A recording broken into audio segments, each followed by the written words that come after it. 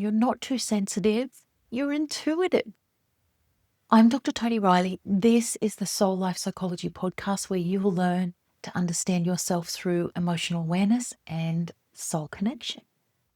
Over the last few episodes, we've spoken about awakening, about emotional bruises and repeating patterns, and we covered integration. This all falls under the category of living life where all of our growth processes happen in the midst of everyday living. We need the triggers that life causes and the joyous experiences to counterbalance the phase. It's experiential. The school of life gets pretty bloody wild. Life can get so messy. We can get so messy and yet still function as parents, as partners, as daughters and sisters and brothers, and we can still function as friends. And you can still work. In some cases, you might be a business owner. You can still do your business. It's really a phenomenal achievement. Let's talk about something that can make life easier. I like to call it your most valuable ally in life, the thing that unconditionally has your back. It's your very own human GPS for life. You were born with it. It's your intuition. Intuition is not mystical or new age. It's a natural faculty. It's inherent within every single person, and it's already there in you. This episode is about why intuition is more trustworthy than logic and why sensitivity is not a flaw. Let's begin. So here's what intuition really is. It is inner guidance. It's information that comes to you before reasoning takes over. You just feel something. You sense something, or you simply know something, and you didn't imagine it. You perceived it. Intuition is not disruptive. It doesn't force itself. It presents information and then it waits. It gives you a chance to process and make a decision. Everyone has intuition. Some people notice it more easily than others, and some fear it. Maybe some people have been told that it's the devil's work. Eek! It's not. Others did learn to listen. So when your intuition is understood, life becomes easier to navigate. It supports your decisions. It helps you make them. It can offer direction, but it's always working in your favor. That's the key. Have you ever had a feeling about something or just knew, but you didn't yet have proof, but the proof showed up? So it might have been a decision that saved you time or stress, or a person you felt something about them. Maybe you felt you couldn't trust them, but you couldn't explain why. And then later you come to understand why you had that feeling. Or maybe there's a moment that you ignored and later regretted, like, can be something really small, like you felt to turn left on the way home, but you usually go straight ahead. So you went straight ahead and then you end up in a traffic jam. Took you longer to get home. So intuition, it's bringing you information. Not always huge things in life, can be just little everyday things that make life easier. Let's talk about sensitivity and perception. Sensitive people perceive more information. They sense energy, they sense tone, they pick up on moods, they can sense atmosphere. Think about, have you ever felt affected by a room, maybe drained after being around certain people or places? Like maybe in a shopping centre, suddenly your energy is drained. Or maybe sometimes it's people that you're around, or a certain person who potentially isn't in a great space and you feel drained by them. Anytime you might have felt impacted without knowing why, that's perception.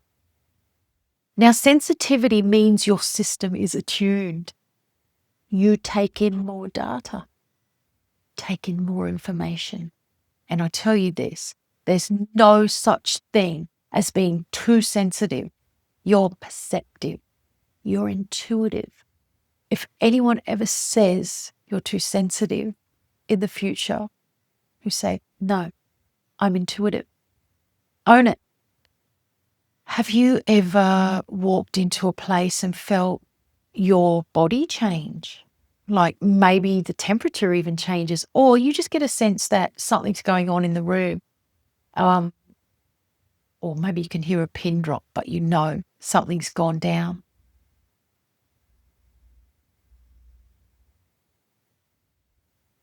I want to talk to you about why intuition sometimes gets confused with fear so that you can make the distinction. Many people struggle with their intuition because they don't trust it. Sometimes that's because it's so subtle in its delivery to you. Now, intuition doesn't put any pressure on you, none. It doesn't force you to take action. It passes on the guidance and it leaves it with you. What you do from there is up to you. Let me tell you a couple of stories from my mama. When I first was, the whole years I've been working with intuition, I talked to my mama about them. So there was a time where she would be calling me up because she had a story to tell me. And here's two of them. I'll keep them short. So my mama lives rurally and she works on her farm. So she's down gardening this day in this, maybe around her water tank or something. And it says in her head, there's a snake there.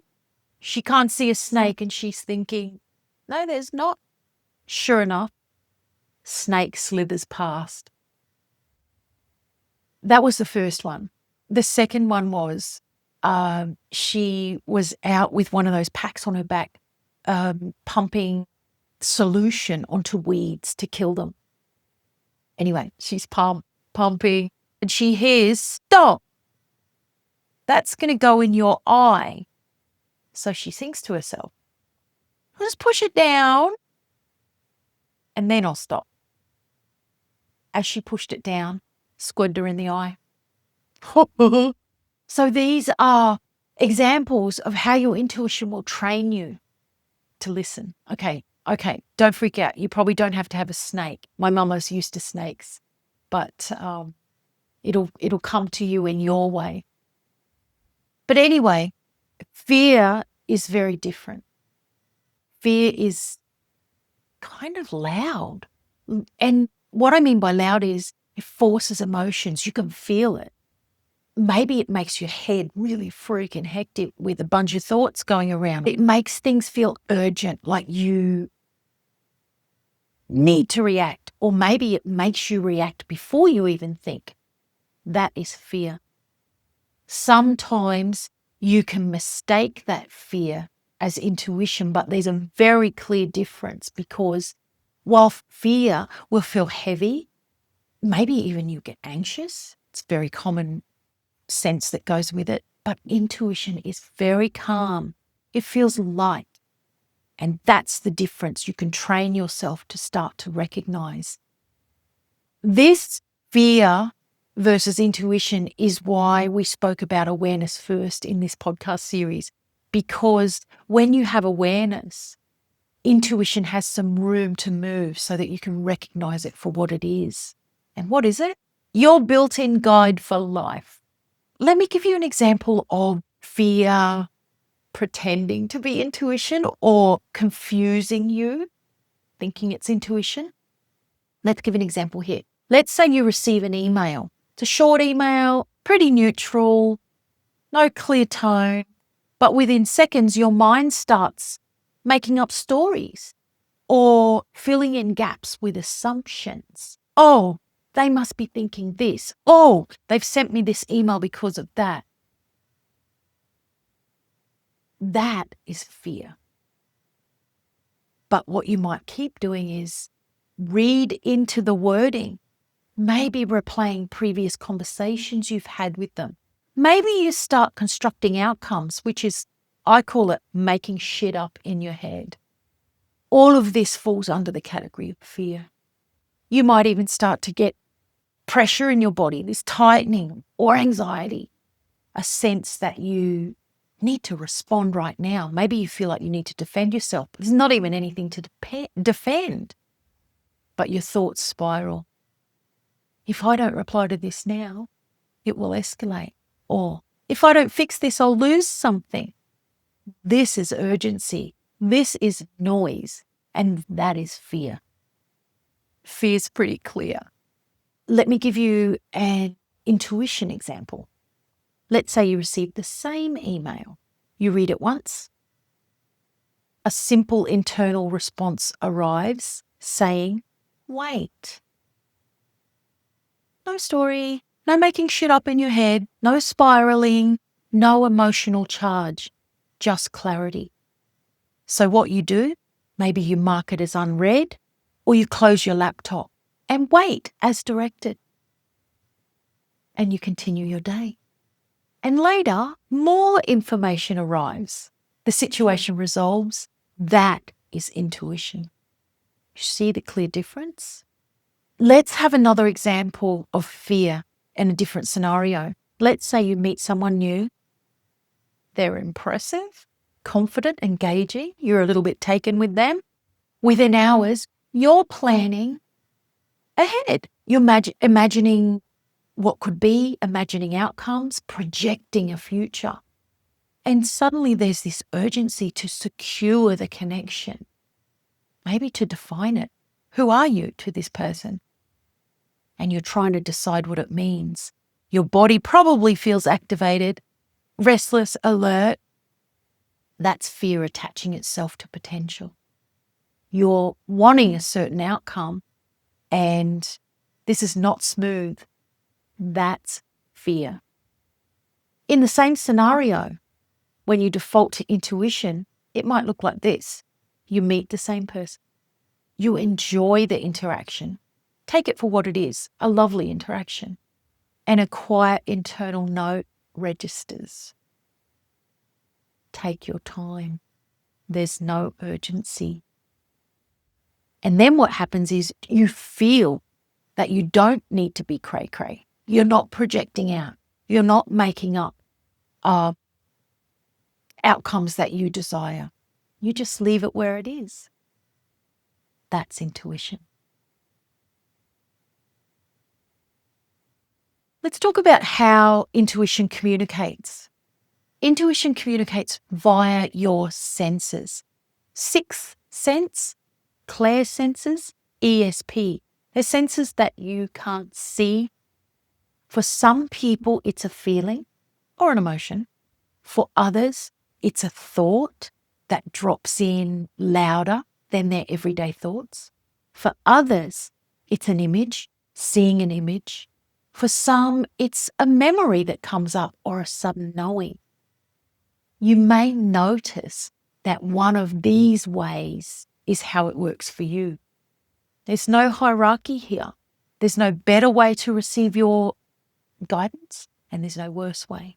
What matters is that you recognize how your system receives and interprets the information. That is where trust begins and self-confidence grows. It's phenomenal how it works for you when you trust your intuition. My intuition comes through most often as clairaudience, which is inner hearing. So for me, it's a thought in my head. It's in my voice. Sounds like one of my usual lots of thoughts.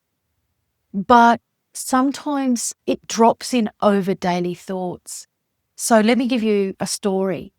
I once heard 18 of May when I was planning a meeting abroad. It was so clear. When I was in negotiation with the person I was going to meet for the date, May 18 was the only date that they could have the meeting. So it was It was a way that my intuition was training me to listen and to trust, because it gave me a specific scenario that the intuition was correct on. And it will do it for you as well. When you start to listen to your information and guidance, you'll start to default to trusting it. It feels good. Now, intuition shows up in everyday moments. It might be where you hesitate slightly. You might feel a pull towards something, to do something. It might come as a sense of uneasiness or a sense of ease. It might be an inexplicable urge to take action. Or maybe it's just clear knowing without explanation. You just know. When intuition is ignored, life can feel complicated. But when it's acknowledged, things tend to move more simply.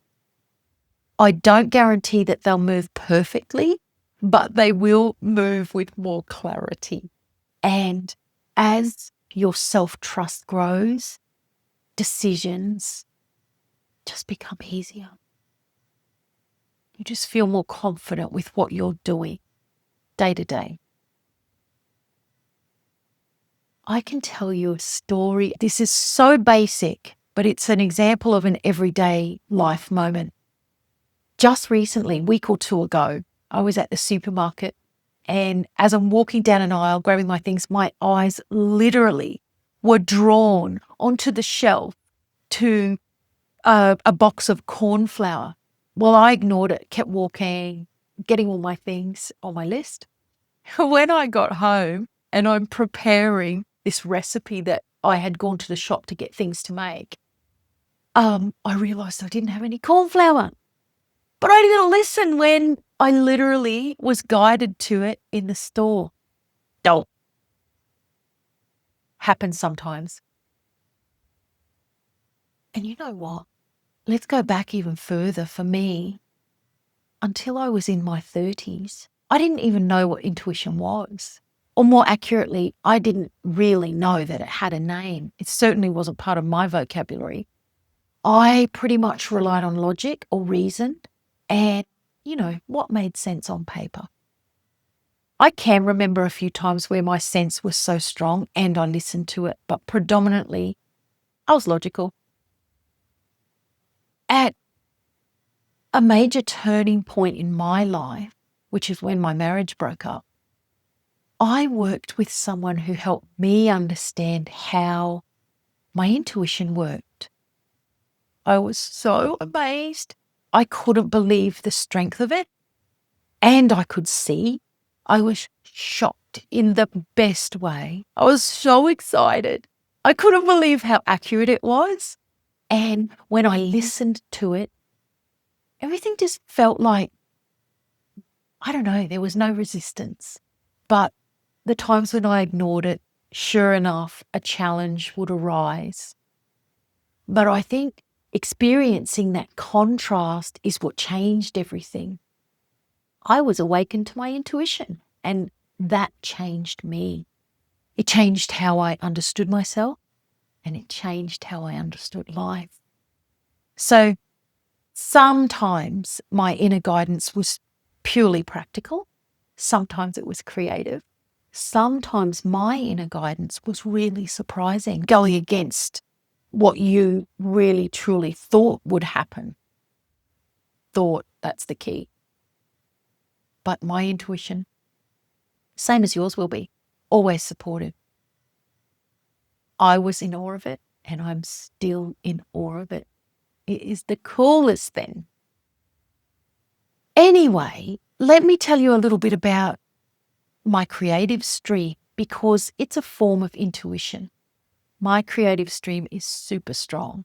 I can write for hours, speak even really intensively without a script or without planning, can do it spur of the moment.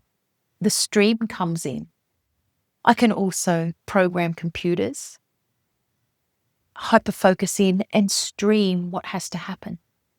I can work with someone, which is what I have done for the last 20 years, like outlining their life map or sharing intuitive insights, because my stream is so strong. And I bet yours is too. I also sometimes can achieve what feels like a week's worth of tasks in one day when my creative stream is on. She's so strong. Amazing. Really feel so lucky to have it. Let's talk a little bit about strengthening your intuition, or strengthening intuition in general. Intuition becomes clearer when you recognize how it communicates with you. Look at it like learning a new language. Some people find it easier to notice their intuition like when they're quiet or in still times, such as just before you're falling asleep, or just as you're waking up and you haven't got right into the day yet. Or maybe you are reflective and you do relax, and this is a good time for you to access your intuition. For others who are also naturally attuned, they might receive information really easily without needing to be in any particular state. I am seeing less of a need for meditation and quietening the mind for the young people now, especially born since the 2000s. Amazing. It's just that we're wired a bit differently. It's fantastic. But honestly, there is no correct way. The most important part of learning about your intuition is that you learn your way of receiving and interpreting the information. Something that helped me in a big way early on was I joined a development circle, and it escalated my intuition so much. I started to notice patterns, maybe like numbers and, signs. I also used to test my intuition on small things like what color car will park next to me? Who's going to win the football game? And then I'd remember and check who'd won. Can't guarantee I was always right, but, I gave it a go. I was testing my intuition. Let's have a practical takeaway. What I'd like you to do over the next few days is notice what comes to you first. So, is it a feeling? Is it a knowing? Is it an image? Or is it a thought that seems different to your usual thinking? I want you to take note. You maybe want to jot it down if you are keeping track. The biggest thing to do is just acknowledge it, because when you're recognizing what's happening and how you respond or receive, this builds trust in your ability to perceive and interpret your intuition. So simple. One last story has come to me to tell you, just as an example of listening to your intuition. This happened a couple of years ago. I was out walking and I was going on a usual path that I would walk around, and I got the strongest feeling to turn right down this street. So I went off my path.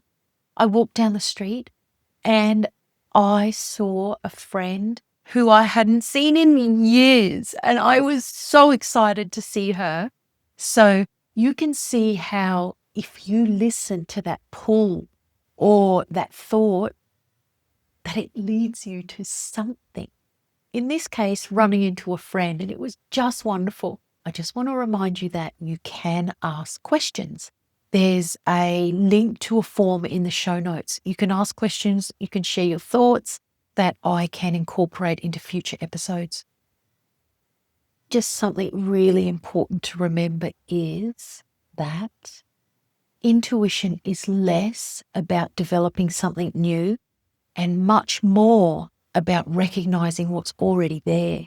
If you feel called to explore your intuition more deeply, we do practice this work inside the Everyday Mediumship Circle with a beautiful group of intuitive people, many of whom used to doubt or even hid their abilities. You're welcome to look into that. There's links in the show notes. Thank you for being here. If this work resonates, please subscribe or follow and stay connected, whichever platform you're listening on. And remember, awareness is the ultimate activism. See you in the next show. What's the definition of insanity? Ain't it just a difference in reality?